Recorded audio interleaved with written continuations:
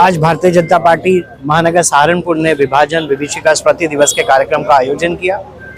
पिछले 4 वर्षों से लगातार इस देश के यशस्वी प्रधानमंत्री नरेंद्र भाई मोदी ने ऐसा संकल्प लिया कि जब देश आज़ाद हुआ 15 अगस्त को, लेकिन 14 अगस्त 1947 ने देश ने इस सदी की सबसे बड़ी नरसंहार देखा, जब 10 लाख से ज़्यादा लोगों को अपनी यातना झेलते हुए जीवन गंवाना पड़ा और 2 करोड़ लोगों को विस्थापितों के लिए अपने ही देश में वर्षों तक शरणार्थी की तरह रहना पड़ा।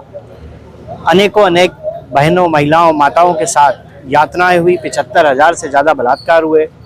और उस समय की अगर कहानी आप सुनते हैं कि किस तरह से अपनों ने ही अपनों को मृत्यु दी, अपनों ने ही अपनों को जहर दे के मार दिया ताकि वो यातना ना झेलें, तो उससे रोंगटे खड़े हो जाते हैं।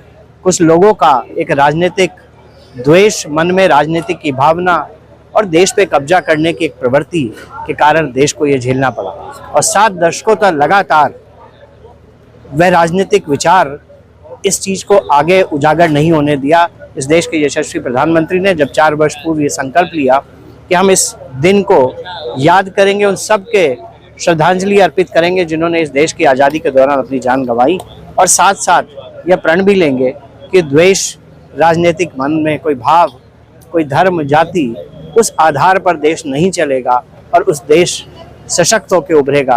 तो आज हम सब लोग उन सभी लाखों लोगों को जिन्होंने सर्वस्व दिया, अपने जीवन भी दिया, अपनी संपत्ति भी दी और अपने ही देश में शरणार्थी की तरह रहना पड़ा, उन सब के चरणों में नमन करते हैं, उनको याद कर उनको श्रद्धांजलि अर्पित करते हैं। 14 अगस्त 1947 हमारे भारत के इतिहास का वो काला दिन है जब कुछ लोगों की सत्ता की चाहत, सत्ता की लालसा के कारण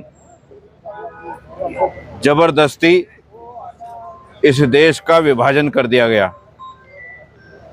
कुछ परिवार विशेष इस देश पर कब्जा करना चाहते थे, काबिज होना चाहते थे। उनकी लालसा के कारण, उनके लिप्सा के कारण इस देश का जबरदस्त विभाजन किया गया।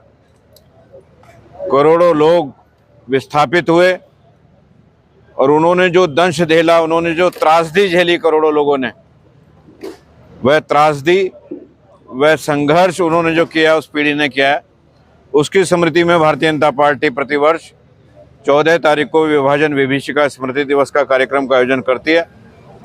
इसी क्रम में आज सहारनपुर महानगर द्वारा भी उपरोक्त कार्यक्रम आयोजित किया गया है।